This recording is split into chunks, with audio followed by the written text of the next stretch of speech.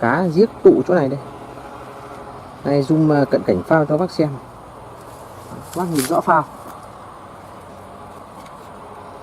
Đấy. Phao lét luôn này.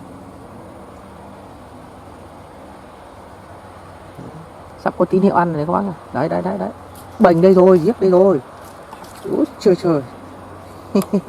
Thả xuống cắn luôn các bạn. Ăn giếc này.